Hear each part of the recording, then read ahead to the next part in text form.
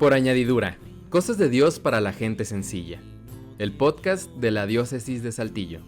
Por añadidura, de la perícopa de Mateo 6:33, busca primero el reino de Dios y su justicia divina, y por añadidura, lo demás se te dará. Este podcast pretende agradar a Dios catequizando. Comparte si te gustó por añadidura, y si no fue de tu agrado, pues fuera soberbia y compártelo a propios y extraños.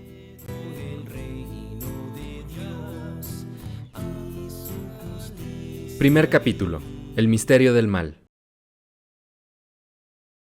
Congregación para la Doctrina de la Fe. Carta a los ordinarios del lugar para recordar las normas vigentes sobre los exorcismos. 29 de septiembre de 1985. Excelentísimo Señor, desde hace algunos años, ciertos grupos eclesiales multiplican reuniones para orar con la intención de obtener la liberación del influjo de los demonios, aun cuando no se trate de exorcismos propiamente dichos. Tales reuniones son efectuadas bajo la dirección de laicos, incluso cuando está presente un sacerdote. Dado que se ha preguntado a la Congregación para la Doctrina de la Fe sobre tales hechos, este dicasterio juzga necesario comunicar a todos los ordinarios la siguiente respuesta. El canon 1172 del Código de Derecho Canónico declara que a nadie es lícito realizar exorcismos sobre personas posesas, a no ser que el ordinario del lugar haya concedido licencia peculiar y expresa para ello, y determina también que esta licencia solo puede ser concedida por el ordinario del lugar a un presbítero piadoso, docto, prudente y con integridad de vida. Por consiguiente, se invita a los obispos a urgir el cumplimiento de estos preceptos. De estas prescripciones, se sigue que no es lícito a los fieles cristianos utilizar la fórmula de exorcismo contra Satanás y los ángeles apóstatas, contenida en el ritual que fue publicado por orden del Sumo Pontífice León XIII. Mucho menos, le es lícito emplear el texto entero de este exorcismo. Los obispos procuren amonestar a los fieles sobre este asunto cuando sea necesario. Finalmente, por las mismas razones, se ruega a los obispos que velen para que, aun en los casos que excluida la auténtica posesión diabólica, parezcan revelar algún influjo del diablo. Personas sin la debida autorización dirijan reuniones en las cuales se hagan oraciones para obtener la expulsión del demonio, oraciones que directamente interpelen a los demonios o traten de conocer la identidad de los mismos. La formulación de estas normas de ningún modo debe disuadir a los fieles de rezar, para que, como Jesús nos enseñó, sean libres del maligno. Además de eso, los pastores podrán valerse de esta oportunidad para recordar lo que es la tradición de la Iglesia, enseña respecto a la función propia de los sacramentos y a propósito de la intercesión de la bienaventurada Virgen María, de los ángeles y de los santos en la lucha espiritual de los cristianos contra los espíritus malignos. Aprovecho la oportunidad para expresar a su excelencia mis sentimientos de estima en el Señor. Joseph Card Ratzinger, prefecto. Padre Vicente Eliamar. Hey. Vega Carrales, Vega ¿verdad? Carrales, sí. Eliamar es nombre, no apellido, por okay. cierto. Sí, sí. Oye, padre, pues bienvenido, muchas gracias. Gracias. Por ser el iniciador de este podcast, que en donde lo que queremos es evangelizar, catequizar, según la Iglesia y no según otras formas, ¿no? Sí. Entonces, por eso escogimos este lugar, estamos en el seminario diocesano de Saltillo y más que nada en la biblioteca, ¿verdad? Bueno, padre, entonces no sé si gustes, empezamos con una oración. Muy bien, en nombre del Padre y del Hijo y del Espíritu Santo. Amén. Amén. San Miguel Arcángel, defiéndenos en la lucha, sé nuestro amparo contra la perversidad y acechanzas del demonio. Que Dios manifieste sobre él su poder en nuestra humilde súplica. Y tú, oh príncipe de la milicia celestial, con el poder que Dios te ha concedido, arroja al infierno a Satanás y a los demás espíritus malignos que vagan por el mundo para la perdición de las almas. Amén. Amén. En nombre del Padre, y del Hijo, y del Espíritu Santo. Amén. Amén. Bien. Oye, padre, ahorita que escuchábamos la carta, dice, dice, el ordinario lugar al obispo le debe dar licencia a un presbítero piadoso, docto, prudente y con integridad de vida. Diría mi tío, ya empezamos mal. ¿Qué le quitamos, padre? No, pues prudente. Más bien ya empezamos bien, porque a mí lo que me llama la atención que se usan estas cualidades como distintivas para el que ejercerá el ministerio de exorcismo, cuando por naturaleza deberían ser las propias de todo sacerdote. Y de todo cristiano. Y de ¿no? todo cristiano, en último término, claro que sí. Y entonces, pues bueno, son puntualizaciones que la Iglesia hace como teniendo clara conciencia de la terrible realidad del combate contra el enemigo, y que no cualquiera puede entrarle a la brava, sino con ciertas exigencias previas, que como bien dices, son de todo cristiano, lo deben ser de todo sacerdote, y en particular de quien ejerce el ministerio del exorcismo. Dice docto, o sea, es estar estudiado. El obispo Hilario González García, que llegó al momento de estar grabando este programa, tiene 2 años y medio más o menos de haber llegado aquí al gobierno eclesial de la diócesis de Saltillo. Él desde un principio le dijo a los medios de comunicación, porque lo primero que te preguntan es si hay exorcistas, si va a haber exorcismos, es de lo primero que preguntan.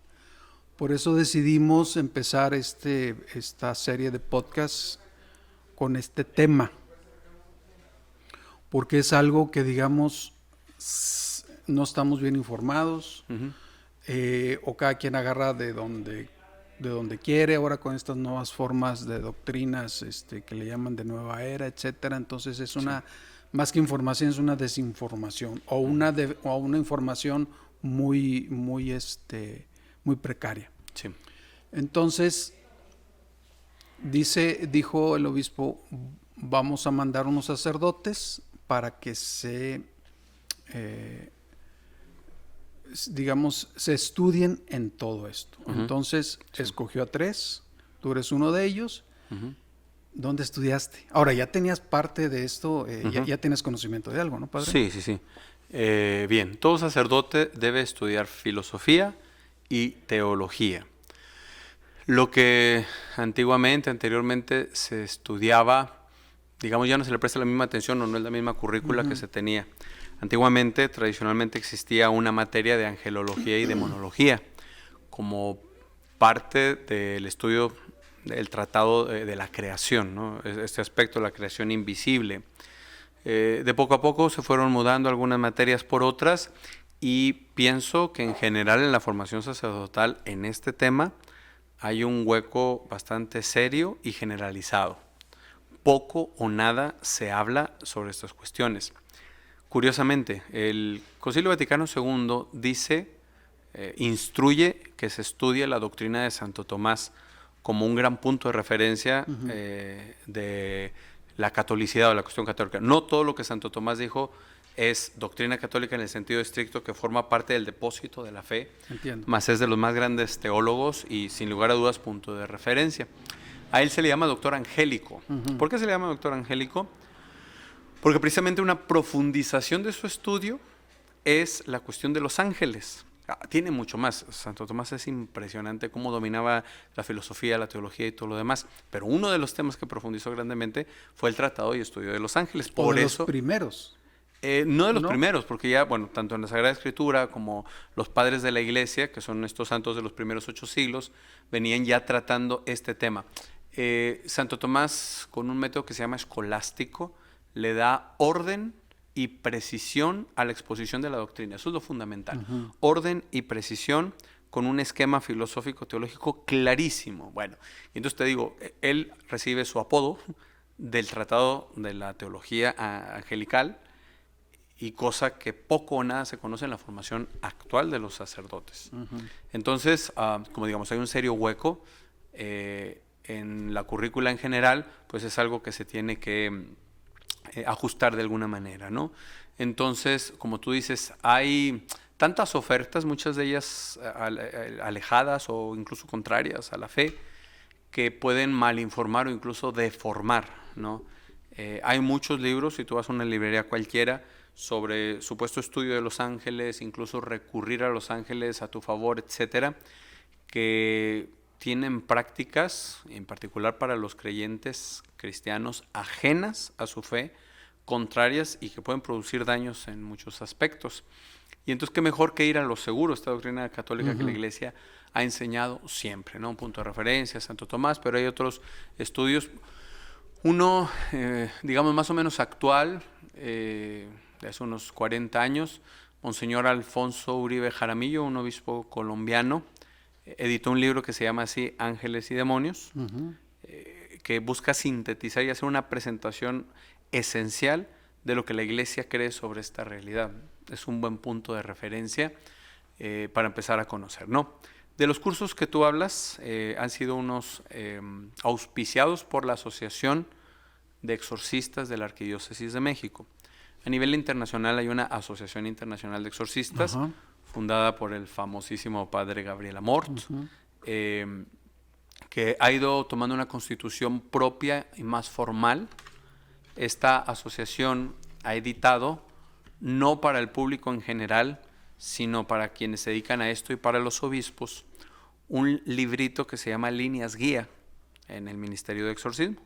Es lo básico que ellos, con un estudio muy serio de teólogos, sacerdotes, exorcistas en el ejercicio, otros auxiliares y demás, han ido dando forma a digamos, entre comillas, instructivo sobre cómo se ejerce, instructivo básico sobre cómo se ejerce el ministerio de exorcismo. Hay un ritual del siglo XVII donde ya estaban unos lineamientos. Todos los rituales de la Iglesia tienen al principio unas indicaciones de cómo se celebra tal sacramento, cómo se celebra la misa, cómo se celebra el bautismo, y algunas orientaciones para el sacerdote o ministro que lo va a hacer. De igual manera, este ritual antiguo tiene unos prenotanda, unos condicionamientos previos para orientar qué es este ministerio, cómo se debe ejercer y cómo se usa esta parte del ritual. Formaba parte de la conjunción de ritos que se llama ritual romano. En el 99 sale un nuevo ritual de exorcismo independiente, quiero decir, ya no está dentro de un libro más grande llamado Ritual, sino uno propio, que es más simple que el anterior, pero es el ritual actual, así como hay un nuevo misal, hay un nuevo ritual de bautismo, ese es el nuevo ritual de exorcismo. Y entonces también tiene sus prenotanda, y entre los del ritual antiguo, el ritual nuevo, las normas básicas ofrecen estos lineamientos esenciales para desarrollar adecuadamente el ministerio del exorcismo, ¿no? Los cursos, el primero que da la Asociación Internacional de Exorcistas es el de las normas básicas. Lo tomé en línea, ¿no? Todavía. También hay otros lugares que ofrecen cursos, por ejemplo, Regina Apostolorum, que es este Instituto de los Legionarios de Cristo en Roma, da algunos cursos también con apoyo de la Asociación Internacional de Exorcistas, más no directamente asumido por esta asociación. Entiendo. La propia asociación tiene otros cursos en Roma que se dan sobre este tema, ¿no? En la película del Rito aparece algo de esto, obviamente más exagerado en algunos aspectos, porque pues claro, cuando la gente oye un curso sobre exorcismo, pues se imagina que ahí traen a la persona en cadenas y no sé qué. Sí, porque, o sea, todo lo que me estás diciendo, padre, es la teoría. Sí. La práctica pues no va a ser en esos cursos, ¿verdad? No, en la película ponen algunas fotografías así impactantes durante el curso. No es necesario. Entonces es esta cuestión teórica. Luego se han ido desarrollando otros cursos que son como de profundización o de especialización en temas filosófico-teológicos que van a auxiliar en el ejercicio del exorcismo, pero ya no son las normas básicas, sino una profundización, ¿no? El segundo curso que yo tomé era sobre lo que se llama antropología teológica, básicamente, y algo de teología espiritual, como conjuntaron una formación básica. Y este año fue sobre angelología en los padres de la iglesia y doctores de la iglesia. Fue básicamente lo que se ha dado. Ahorita que decías antropología teológica. Teológica, ajá. O sea, ¿es el hombre con Dios? ¿Cómo está? Ajá. Bueno, desde una visión teológica, ¿qué es la visión teológica? Es el estudio del dato revelado. ¿Qué es la revelación? Lo que Dios ha manifestado. ¿De quién? De sí mismo y el misterio de su voluntad. Dios se revela.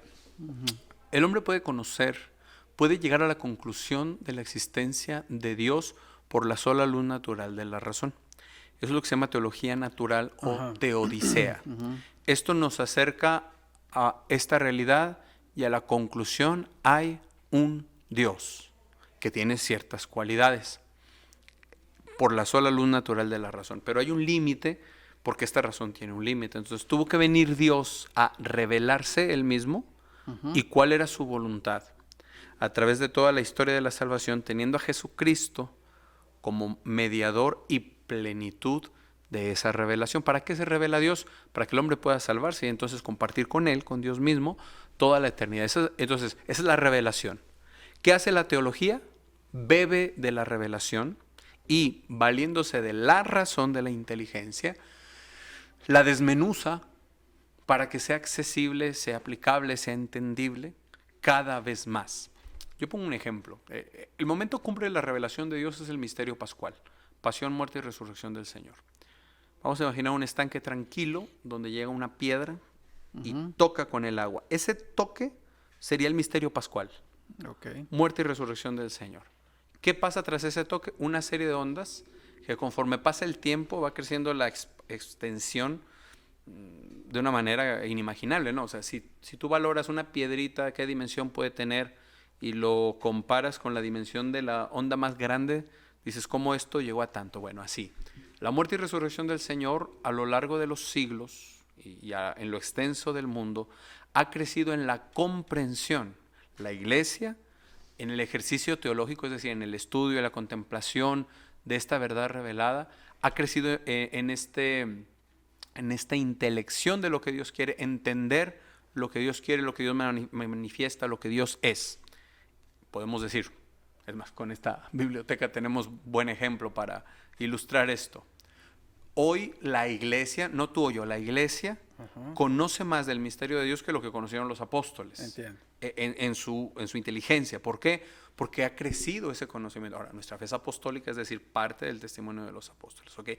Eso es la teología, ese entendimiento que ha ido creciendo, que se ha ido desarrollando, mas no se va deformando. Eso es otro punto muy interesante. Hay un desarrollo de la doctrina cristiana, mas no una evolución en el sentido evolucionista de que una especie pasa a ser otra. Y aquí un ejemplo que pone el cardenal Newman al tratar esto, San John Henry Newman, vamos a pensar en un bebé, nace con todos sus miembros propios de un ser humano, y este bebé, si yo lo veo a los 30 años, tiene los mismos miembros, en la misma proporción, pero desarrollados. Ajá. Entonces, no es que el bebé va creciendo. Esa es la verdadera evolución de la especie. Ajá, que no se cambia de especie. No se cambia de Sigue en especie. la Ajá. misma especie. Por eso es más afortunado el término desarrollo. Ok. Entonces, no es que esta criatura a los 15 años le salga un quinto miembro, entonces ya tiene 3 brazos, 2 piernas, porque entonces, si al llegar a la edad adulta, a los 30 años, que es como la cumbre del desarrollo físico, termina con 4 brazos y con 5 piernas, eso no sería un hombre sino un monstruo, ¿no? Entonces igual, la doctrina cristiana parte del dato revelado y lo va desarrollando en el ejercicio de la teología, pero siendo lo mismo que era, más desarrollado. No se deforma. Por eso, lo que antes era verdadero no puede ser ahora falso. Lo que antes era pecado no puede ahora no serlo. Pero entonces, etcétera. ahorita que dices que llega hasta los 30 años, que más o menos que es su plenitud, todavía no llegamos a la plenitud. ¿O sí? Bueno, no. ¿Por qué? Porque la plenitud será cuando Cristo vuelva y se revele tal cual es. Entiendo. ¿Sí? Y de nuevo vendrá con gloria. ¿Qué es esa gloria? Lo voy a decir una palabra un poco atrevida. La manifestación descarada de quién es Él. De forma evidente, ya sin duda y sin necesidad de demostración, porque Él es Él. Entonces, bueno, antropología teológica es desde lo que Dios ha revelado, cuál es el ser profundo del hombre. Okay. San Juan Pablo II retoma la Gaudium et Spes, que dice el misterio del hombre solo se revela, solo se entiende a la luz del misterio del Verbo encarnado, Jesucristo el Señor. El núcleo de la antropología teológica es contemplar a Jesucristo que se ha hecho hombre para mostrar al hombre lo que es ser hombre, entendiendo hombre como humanidad, ¿no? Padre Vicente Leamar. Sí. Entonces, ya nos dijiste que estás en los estudios, y ya el obispo piensa que eres la persona indicada, así como los otros 2 sacerdotes, con lo que decíamos del canon 1172 del derecho canónico. Ok. Pregunto, o más bien, en base a esta, lo tomé de la suma, del libro de la suma demoníaca del padre Fortea. Dice, y que él toma de la Biblia, de la doctrina social de la Iglesia, y de derecho canónico, y de su experiencia personal, y de otros lados. Pero dice él, para un cristiano temer al demonio está completamente injustificado. La fe en Dios rechaza todo temor. Entonces, ¿para qué nos estamos rasgando las vestiduras con esto de las posesiones demoníacas? Antes que eso, yo un punto fundamental para distinguir y tener un fundamento claro es, hay actuaciones del enemigo ordinarias y extraordinarias. La extraordinaria es esta espectacular, llamativa, cuyo prototipo será la posesión del maligno. Ajá. Y que da para hacer películas de terror. Que es la que menos utilizan, según entiendo. Es la menos frecuente en realidad y la menos peligrosa. De todas las actuaciones extraordinarias, que, insisto, el prototipo es la posesión, hay otras, como no hay una clasificación estricta, pero se le puede llamar vejaciones, o sea, como humillaciones que el enemigo hace. O cuando estas actuaciones extraordinarias suceden sobre un lugar o sobre un animal, se le llama infestación, que son las que dan para películas de terror, insisto. Y la otra, la actuación ordinaria, que es la más terrible y peligrosa, que es la tentación, que es donde se me propone hacer el mal disfrazado de bien. Okay. Cuando yo acepto la tentación, es decir, ejecuto el pecado, la tentación deja de ser tentación y deja de ser cosa del demonio, que no todas las tentaciones vienen del demonio, mundo y carne, se les puede llamar de forma genérica el enemigo del hombre, y desde estas fuentes puede venir la tentación. Demonio, de quien hablaremos más a profundidad, este individuo con todo su séquito. El mundo, esta tendencia común que busca el desorden. El ejemplo prototípico, el adolescente que se inicia en los vicios por reto de sus amigos, ¿no? Ándale, o eres sacatón, o no vas a fumar, y eres una niña, y eres no sé qué. Y la carne, la propia fragilidad, que por el pecado original más los pecados personales más la falta de crecimiento espiritual puede ser fuente de tentación. Okay. Cuando yo acepto la tentación se comete pecado, que puede ser venial o mortal. El pecado mortal es verdaderamente grave y delicado. ¿Por qué se llama pecado mortal? Porque engendra muerte eterna. ¿Qué significa muerte eterna? Condenación. Un solo pecado mortal puede, si la persona muere en estado de pecado mortal, puede generarle la condenación eterna.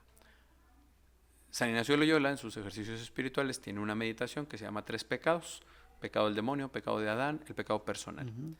Y aquí ofrece un punto de materia de meditación. Piense usted, el que está haciendo los ejercicios espirituales, en un hombre que por un solo pecado mortal, menor a los que usted ha cometido, se condena en el infierno. El pecado mortal es una realidad terrible. Aunque lo profundizaremos, la posesión es algo meramente externo.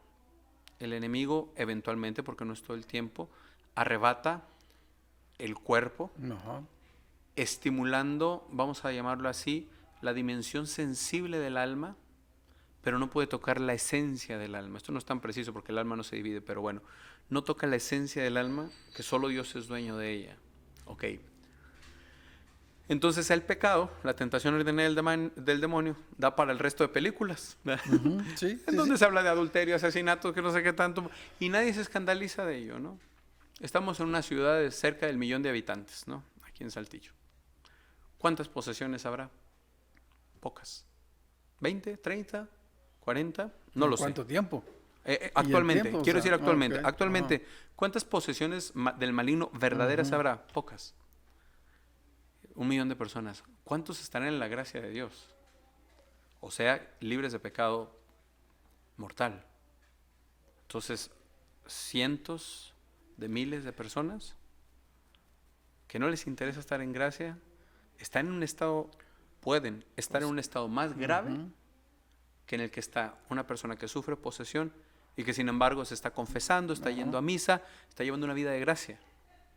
Entonces, por eso hay que poner cada cosa en su lugar. El es más grave la acción ordinaria, más peligrosa, que la acción extraordinaria. Debemos aunque estar llame más la atención. preocupados del pecado, de cometer pecado, Debemos que estar de más alguna posesión. Así demoníaca. es. Perfecto. El exorcismo connota algo negativo. Sin embargo, el exorcismo es una oración litúrgica de la iglesia, padre. Sí. Bueno, no sé en qué sentido querías plantear lo negativo, pero... Lo negativo en el sentido de que ahorita que hablabas de películas dicen exorcista y es demonio. Cuando el exorcismo en realidad es una oración, Ujú, sí. ¿verdad? Sí. Ok. Primero, es algo practicado por Jesús en los evangelios. ¿Qué es exorcismo? El Señor acude a su propia autoridad, la iglesia acude a la autoridad de Jesucristo y la que Él le ha delegado, en donde por el poder de Dios, digamos ya el exorcismo de la iglesia, por el poder de Dios, poder del nombre de Jesús, se ordena a un demonio que abandone a una persona, eventualmente a un animal o a un lugar. Llanamente eso es un exorcismo. Padre, ahorita que decías de poner las cosas en su lugar del pecado y del exorcismo. Entonces, digamos que la confesión destruye nuestras ataduras con la iniquidad, ¿verdad? Sí. Y no solo eso, nos concede gracia santificante. La confesión no solo perdona, sino que repara nuestra alma y la llena de luz. Restituye los méritos y las virtudes en ella. Ok, Sí. entonces debemos estar más preocupados por el pecado. Por dejar el pecado. Por dejar el pecado. Por dejar el pecado, restaurar la comunión con Dios. Eso es lo esencial de la vida cristiana. Eso es lo que debemos estar preocupados. Sí. Bueno, entonces, ahora, ¿por qué el obispo de Saltillo va a poner a 3 sacerdotes para este? ¿Es más bien por cuestiones de geografía? ¿Por estar bien preparados? Bueno, no hay una indicación oficial de la iglesia a los obispos que tengan que poner, ¿verdad? Pero forma parte del derecho canónico, que es la ley propia de la iglesia, la figura del exorcista. ¿Por qué poner a sacerdotes a servir en este ministerio? Porque las acciones, bueno, el exorcista, en cuanto exorcista, se ocupa de las acciones extraordinarias del maligno. ¿Por qué ponerlas? Porque se dan. Ahora, no sé, un médico puede recibir a 20 pacientes, de los cuales 15 estaban verdaderamente enfermos y 5 no. ¿Qué tiene que hacer? Pues valorarlos, consultarlos para juzgar si hay una enfermedad o no, si requiere el tratamiento o no.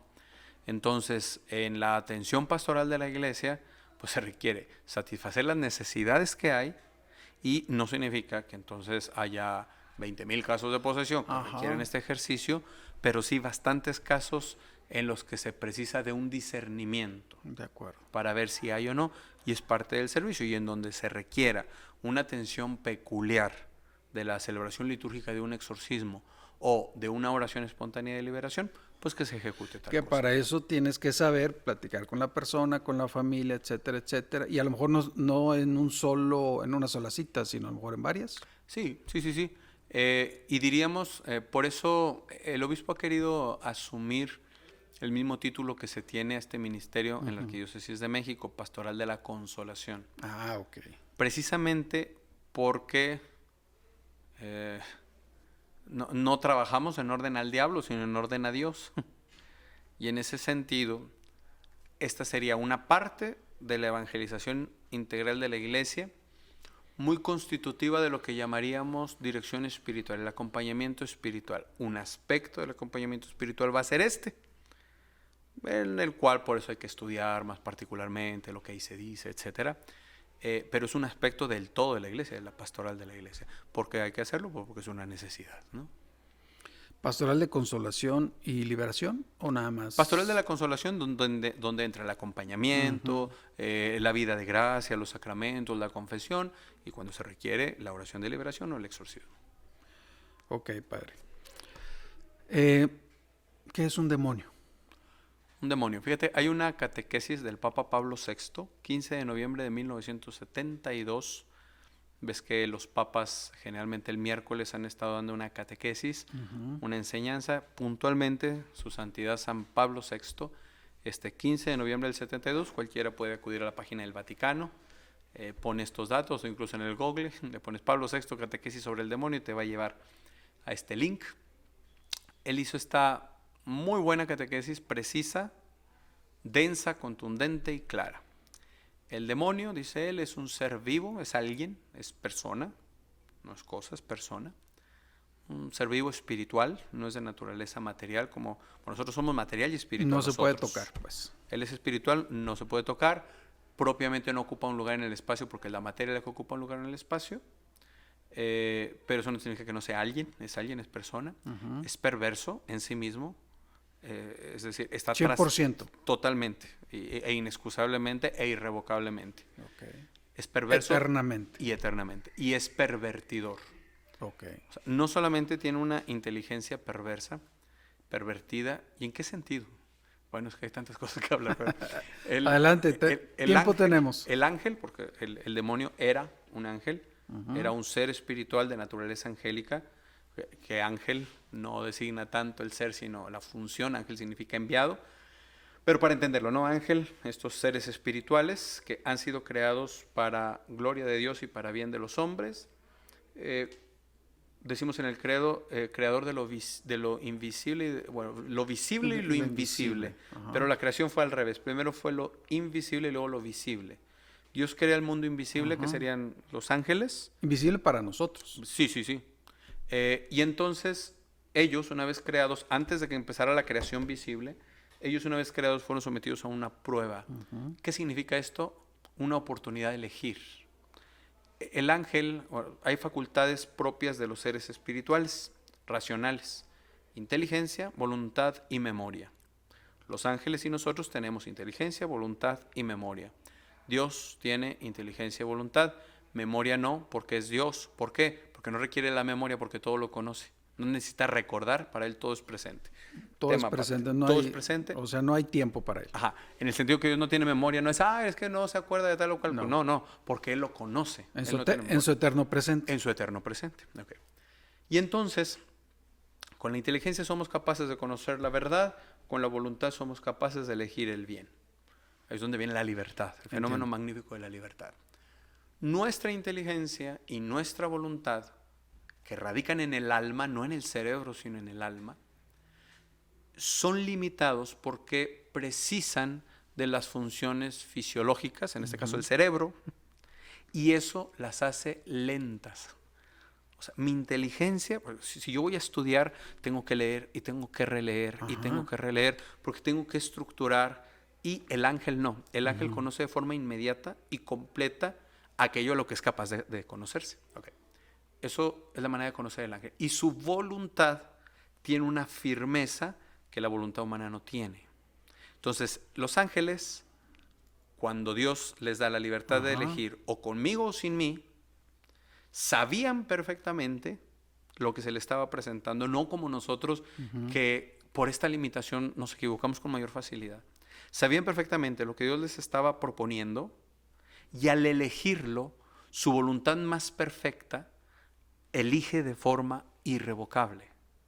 A diferencia de nosotros. Y quiero esto, bueno, no, quiero esto. O sea, cuando elige es por siempre. Por siempre. Por eso, el pecado de los ángeles malos, de los demonios, es imperdonable. No porque Dios sea malo, sino porque la voluntad del ángel es firmísima. Okay.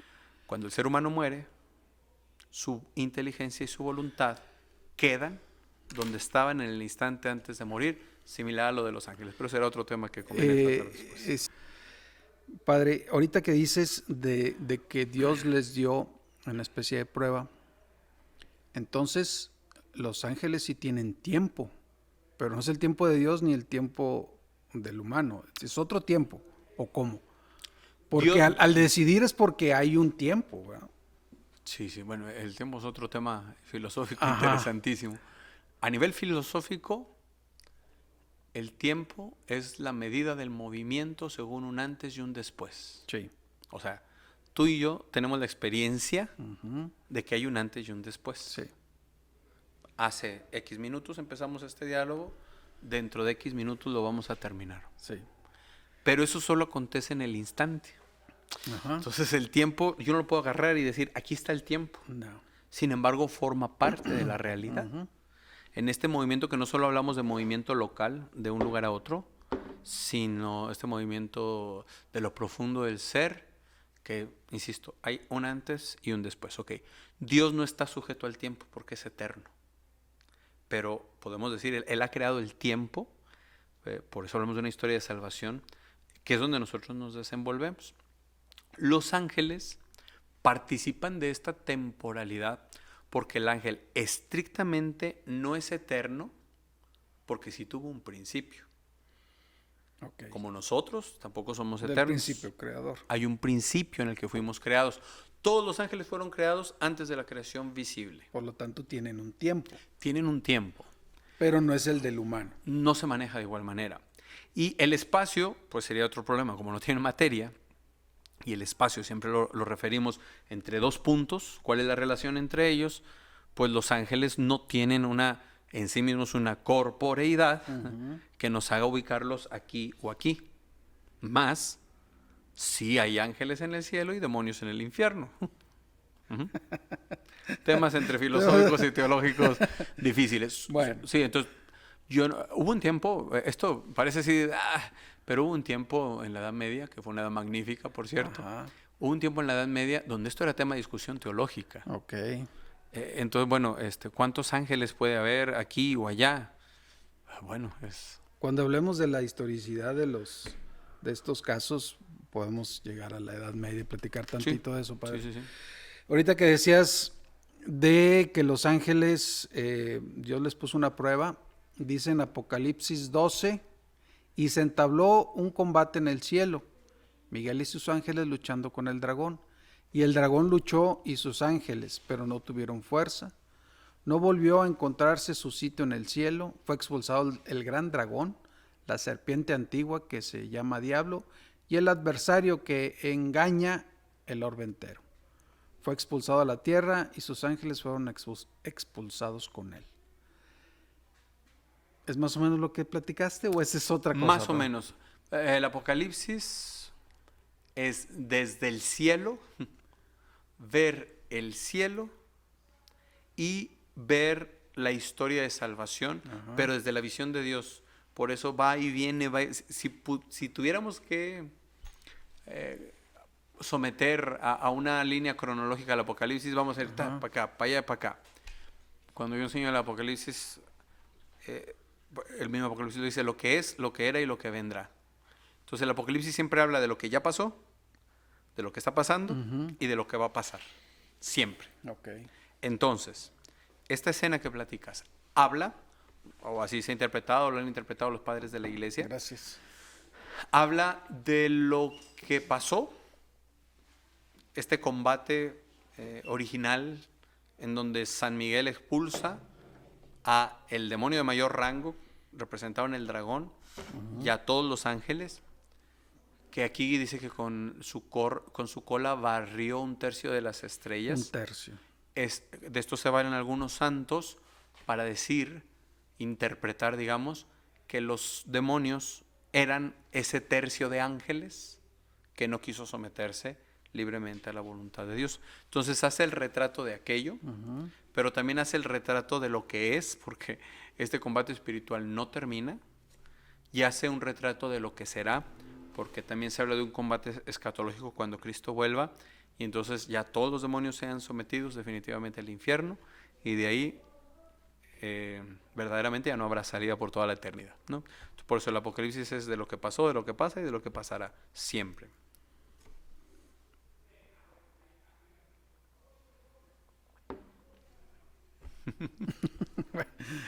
Siguiendo con los ángeles, padre.